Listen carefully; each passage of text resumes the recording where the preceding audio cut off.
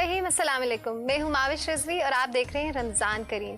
जी नाज़रीन, खुदावंद करीम ने कुरान पाक में रोज़ेदारों के लिए एक खुशी की नवीद सुनाई है।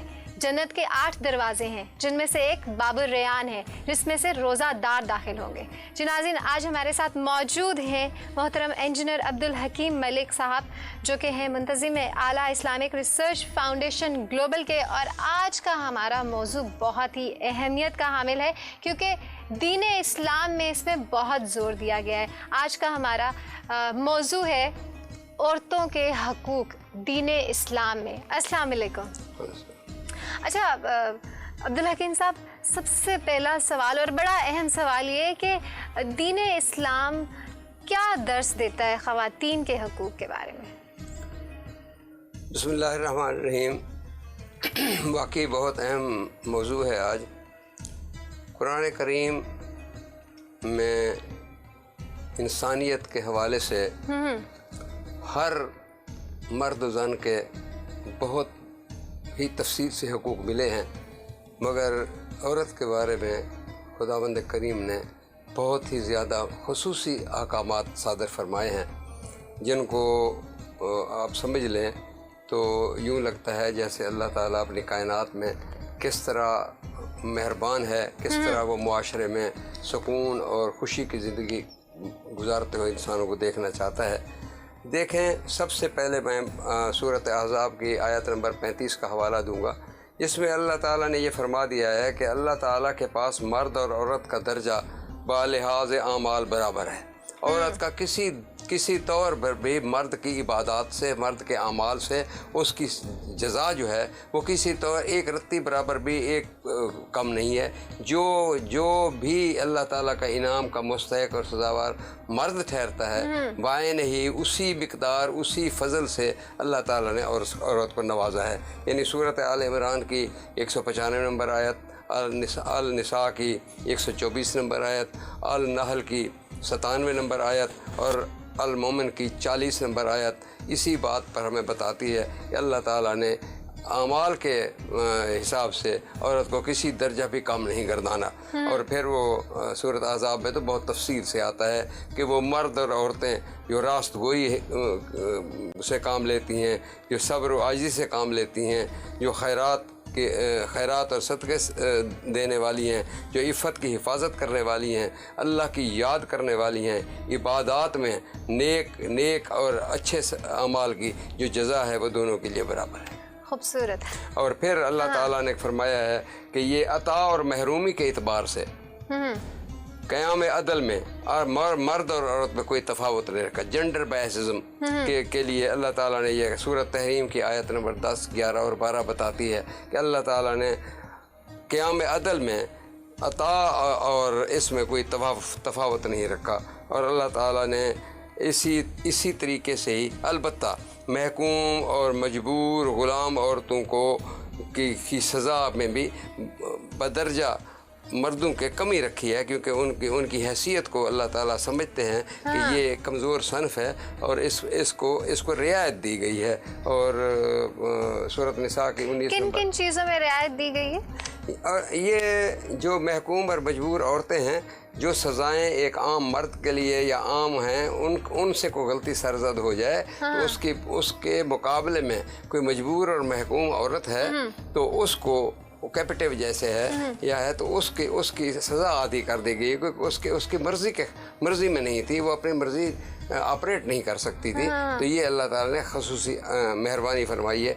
इस्लाम में देखें, यानी पहले उस मज़ाहिब में जिसमें बेटियों को ज़िंदा दरगोर समझा जाता था, बेटियों को बायस मलामत समझा जाता था, अफसोस करते थे, अल्लाह ताला ने नबी करीम सल्लल्लाहु अलैहि वसल्लम फरमाया हर उस इंसान जिसने 3 बेटियों की परवरिश की, और कई तो अहादीस में आता है कि जिसने 2 बेटियों की परवरिश की, उनको अल्लाह ताला की तरफ से जन्नत की खुशखबरी सुना दो कि बेटियों की परवरिश करना खुदावंद कुदूस ने एक ख़ास इनायत से इसको तशबीह की। और आप सल्लल्लाहु अलैहि वसल्लम भी अपनी बेटी जब वो तशरीफ़ लाती थी तो उनके अदब में खड़े हो जाते थे, تو یہ بھی ایک بہت بڑی بات ہے. یہ ہمیں سکھانے کے لیے نبی کریم صلی اللہ علیہ وسلم کے جتنے اسوہ حسنہ ہیں, جتنا آپ کی زندگی ہے, آپ کی احادیث مبارکہ ہیں, وہ جیسے میں ہر پروگرام میں کہتا ہوں کہ وہ مجسم قرآن تھے. قرآن کریم کی تمام تر تفسیر اور اس کی تمام عملی شکل جو ہے آیات اللہ کی, وہ نبی کریم صلی اللہ علیہ وسلم کی زندگی تو ہے اور کیا ہے.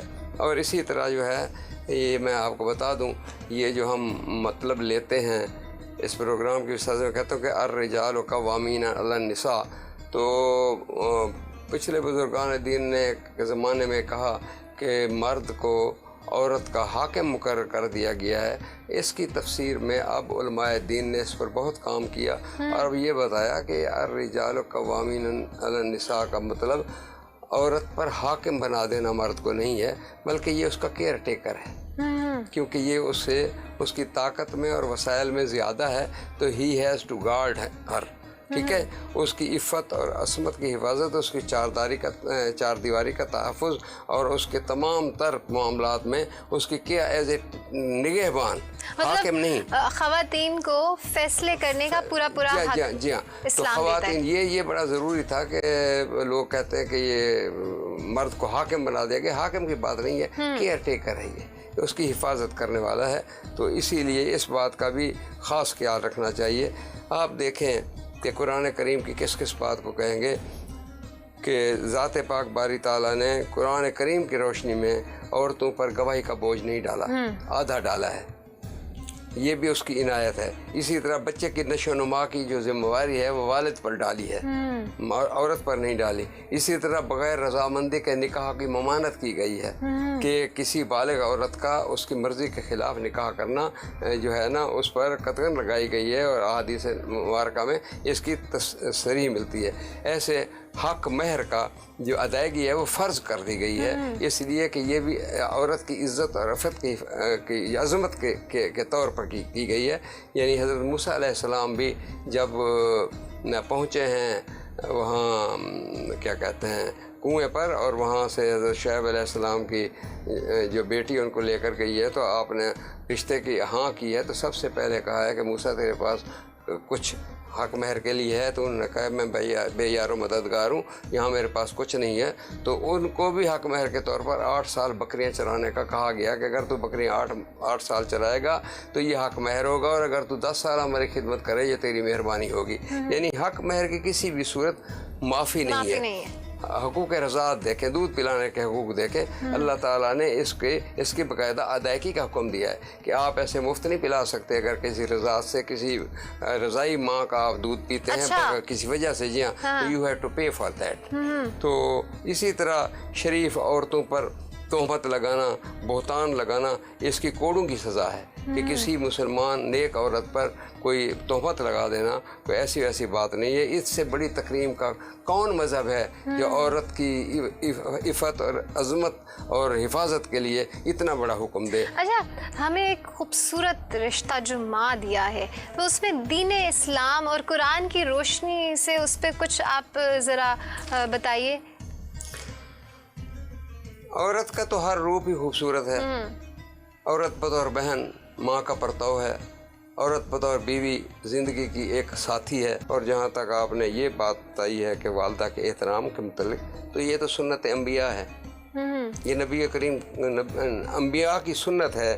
یعنی دیکھیں حضرت موسیٰ علیہ السلام کی والدہ کا کہ انہوں نے کتنا ان کو اولاد سے پیار ہے. ان کو الہام ہوتا ہے کہ حضرت موسیٰ علیہ السلام کو فرعون کی چیرہ دستیوں سے, جس نے کہ بنی اسرائیل کی بیٹیوں کو رکھنے اور اولاد کو قتل کرنے کا حکم دیا ہے, اس کو پانی یعنی ووڈن چیسٹ میں آپ نائل میں اس کو سیل کر دیں. اور وہ عورت ہی تھی جو اس کی بہن تھی, جو اس کے صندوق کے پیچھے جاتی ہے, فکر مند ہے کہ یہ میرا نوزائیدہ بھائی جو ہے کہاں جائے گا. اور جب تک کہ وہ فرعون کی فیملی اس کو اٹھا نہیں لیتی, اس وقت وہ اپنی ماں کو بتاتی ہے. اگر وہ نہ بتاتی تو جب فرعون کہ محل سے یہ ہوا کہ ایک بچہ ہم نے پالا ہے جو کسی کا دودھ نہیں پیتا، تو اس کی بہن کو ہی تو پتہ تھا کہ اس محل میں وہ بچہ ہے، اور جب تک ان کی والدہ نہیں گئی اس پیغمبر نے کسی ماں کا دودھ نہیں پیا۔ تو اسی طرح حضرت یحییٰ علیہ السلام کے متعلق جب آتا ہے کہ زکریا نے کہا رب لا تذرنی فردا وانت خیر الوارثین، اے اللہ مجھے تو اکیلا نہ چھوڑ، تو سب سے بہتر وارث ہے، پیدا کرنے والا ہے۔ تو اللہ تعالیٰ فرماتے ہیں قرآن کریم میں کہ ہم نے اس کو یحییٰ کی خوشخبری دی جس نام کا ہم نے پہلے کوئی پیغمبر پیدا نہیں کیا، جو والدین کی خدمت کرنے والے تھے۔ تو والدین کی محبت کرنے والے یہ ایسے ہی والدہ حضرت عیسیٰ علیہ السلام کا دیکھیں، مریم کا کیا مقام ہے قرآن کریم میں، اللہ تعالیٰ نے مریم کا کیا مقام دیا ہے، یہ بھی عورت کی عظمت کی ایک نشانی ہے۔ اسی طرح والدین یوسف کا مقام دیکھیں کہ یہ یوسف علیہ السلام کو جب ملتے ہیں، یعنی منسٹری آف فائنانس، اور وہ بنتے ہیں ایجپٹ میں آ کر ہولڈ کرتے ہیں، تو سب سے پہلے وہ تخت پر اپنے والدین کو بلاتے ہیں۔ تو اس طرح عورت کا تقدس تو ہے جس میں ہمیں محرم اور غیر محرم رشتوں کے متعلق بتا دیا گیا ہے کہ کون سے رشتے سے نکاح جائز ہے، کون سے رشتے سے نکاح جائز نہیں ہے۔ یہ بھی تو عورت کی عظمت اور عورت کے تقدس کے لیے ہے، ورنہ زمانہ جاہلیت میں کیا نہیں ہوتا تھا۔ اور اسی طرح اللہ تعالیٰ نے نہ جانے کتنی بار یہ حکم دیے ہیں کہ، اور خاص طور پر مجھے یاد آیا نبی کریم صلی اللہ علیہ وسلم نے جب خطبہ حجت الوداع فرمایا ہے، تو اس میں سب سے پہلی بات جو آپ نے فرمائی ہے، ابتدا میں آپ نے تلاوت کی ہے سورۃ نساء کی پہلی آیتوں کی، جس میں تم کو اللہ تعالیٰ نے نفس واحدہ سے پیدا کیا، پھر تمہارے جوڑے بنائے اور تمہیں جا بے جا پھیلا دیا، اور اس کے بعد ایک بات بہت ضروری فرمائی ہے کہ عورتوں کے معاملے میں اللہ سے ڈرتے رہو، عورتوں کے معاملے میں اللہ سے ڈرتے رہو، اور اور دیکھو کہ سب سے اس کے ساتھ اچھا برتاؤ کرو۔ اور والدہ کے لیے تو ماں کو دیکھنا، ماں کی اطاعت کرنا، نبی کریم صلی اللہ علیہ وسلم نے فرمایا کہ میرے نزدیک سب سے کون ہے، تو آپ نے 3 مرتبہ تیری ماں کو، اور چوتھی مرتبہ والد کا جو رتبہ بتایا ہے۔ تو ہمیں یہ درس ملتا ہے کہ والدہ جس تکلیف سے ہمیں اتنا عرصہ اپنے پیٹ میں رکھ کر پالتی ہے، اتنی تکلیف برداشت کرتی ہے۔ اب دیکھیں نا، جینیٹکس بتاتی ہے کہ جب ماں کمزور ہو، اس کی حیثیت کمزور ہو، اس کی فزیک ٹھیک نہ ہو، مگر جب بچہ 3 سے 4 ماہ کے بعد جب اس کا گوشت پوست چڑھ جاتا ہے، تو پھر جب اس کو کیلشیم کی اگر کمی ہو، تو بچے کی تکمیل کے لیے ماں کی ہڈیوں سے وہ کیلشیم نکل کر اس بچے کو مل جاتا ہے تاکہ اس کی پرورش پوری ہو۔ تو یہ احسان ایک آدمی ساری عمر اپنی والدہ کا نہیں بھلا سکتا۔